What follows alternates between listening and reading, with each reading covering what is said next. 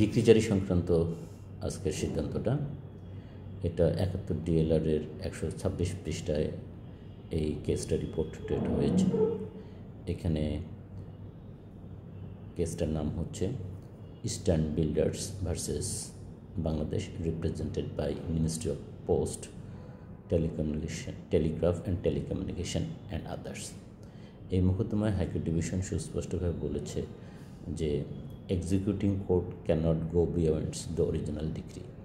অর্থাৎ আপনারা জানেন সিপিসির সেশন 38-এর বিধান অনুযায়ী দুইটি আদালত ডিগ্রি জারি করতে পারে, the court which passes the decree and the court to which the decree is sent. অর্থাৎ যে আদালত রায়টা দিয়েছে সে আদালত ডিগ্রি জারি করতে পারবে এবং যে আদালতে ডিগ্রি জারির জন্য পাঠানো হয়েছে। কখন আরেকটা আদালতে ডিগ্রি জারির প্রয়োজন হতে পারে, যেমন ধরেন সিলেটের একটা সদর কোর্ট একটা ডিগ্রি দিয়েছে পারিবারিক মামলায় বিবাদীর বিরুদ্ধে।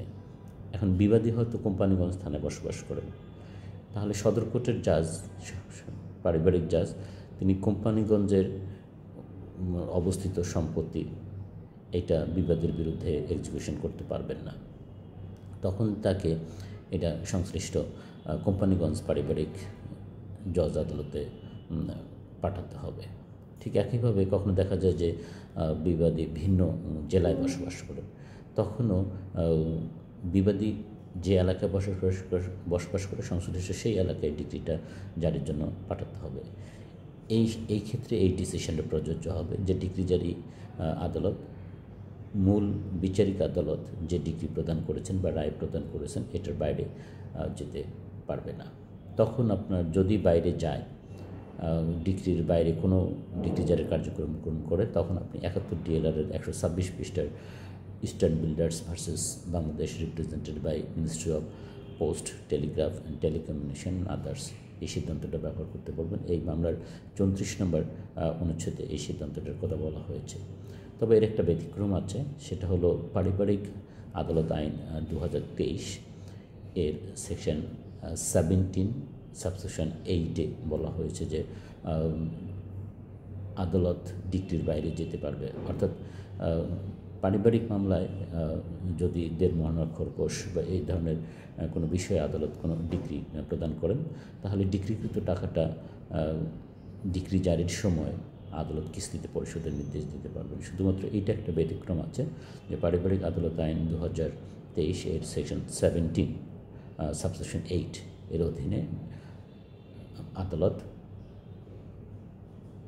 ডিগ্রিকৃত টাকাটা কিস্তিতে পরিশোধের আদেশ দিতে পারে। This is the sole exception.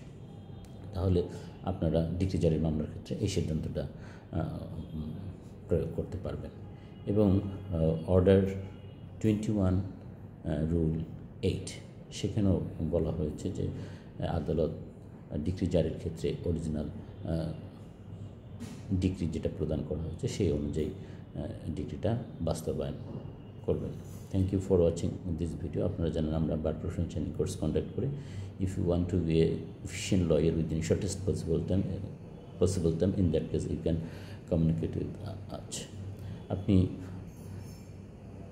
আইন পেশা আসছেন, আইনকে ভালোবাসুন, সওয়াবের উদ্দেশ্যে আইন পড়ুন, প্রত্যেকদিন অন্তত একটা সেকশন পড়ুন, যাতে এর মাধ্যমে আপনি বিচার প্রতি জনগণের ভরসার স্থল হয়ে উঠতে পারেন। আদালতের কাছে করুণা দয়া ভিক্ষা না করে আপনি নিজে বরং আইন পড়ুন এবং সেই আইনি জ্ঞানের মাধ্যমে বিচার প্রার্থী জনগণের ভরসার স্থল হয়ে উঠুন, যেন আপনি সঠিক সুনির্দিষ্ট প্রতিকারটা বিচার প্রার্থীকে জনগণকে দিতে পারেন। আপনার ভুলের কারণে যেন বিচার প্রার্থী জনগণ বিচার থেকে বঞ্চিত না হয়, এই জন্য আপনাকে আইনজীবী হিসেবে বিচার প্রার্থীর ভরসার স্থল হয়ে উঠতে হবে।